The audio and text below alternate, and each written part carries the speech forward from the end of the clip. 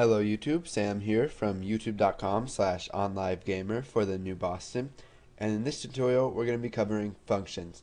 Now functions are very similar to subs, except there's one main difference. Functions return a value, and what this means is when you call that function, it's going to give you a value back, and you can set this value to anything that you would like.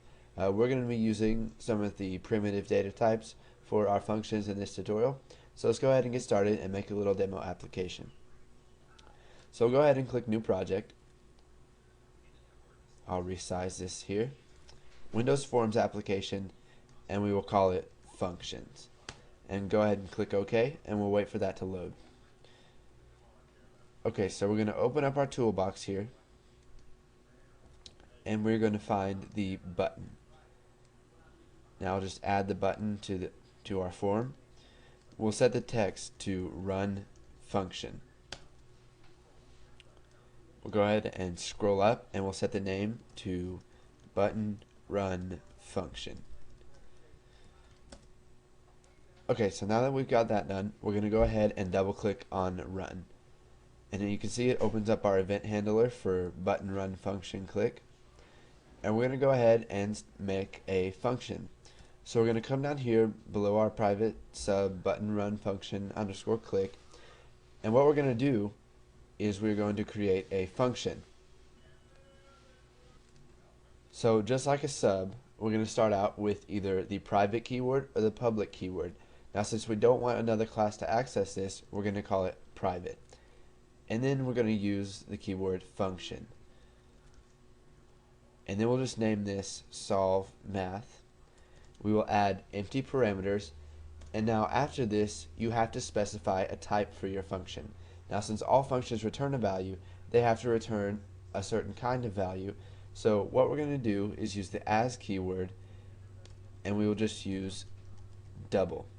So what this means is that our function solve math is going to return a double, and then we've got in function here, and you can see that we get a warning, and it says function solve math doesn't return a value on all code paths. So what we have to do is we have to return a value. So what we'll do is we'll just return 13 divided by 5. So what this is going to do is it's going to take 13 divided by 5 and give that back to the person who called that. What we can also do is create a couple variables. So we'll just do num1 as integer, and we will set it equal to 23, and then we can declare num2 as integer and set that one equal to 5. And then what we can do is instead of returning 13 divided by 5, which will give us an answer something like 2 point something, we can just do num1 divided by num2. Now if you wanted to, you could also create another variable that was called answer and set answer equal to num1 divided by num2 and then return answer, but we don't really need to do that, so we're just going to return num1 divided by num2. And since there's a possibility that we're going to get a decimal number by dividing, we're going to go what we did was we declared our function solve math as a double.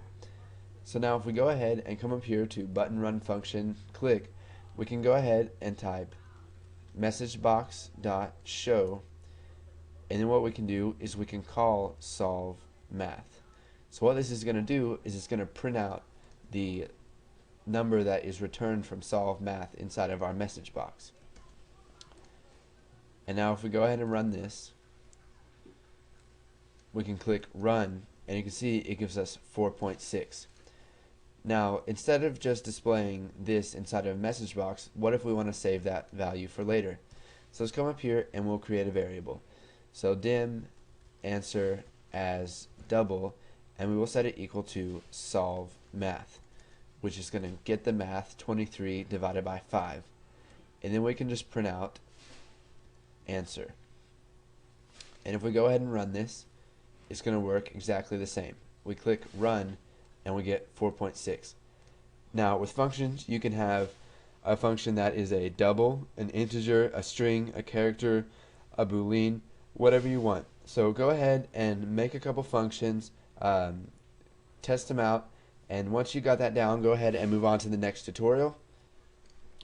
Okay, so as I was saying, go ahead and make a couple functions and practice that. And then once you got that down, move on to the next tutorial. And in the next tutorial, we're going to be talking about passing values to functions so that you can use values outside of that function, which is very useful, and you're going to be doing this with mostly all of your functions. So thanks for watching, guys, and stay tuned for the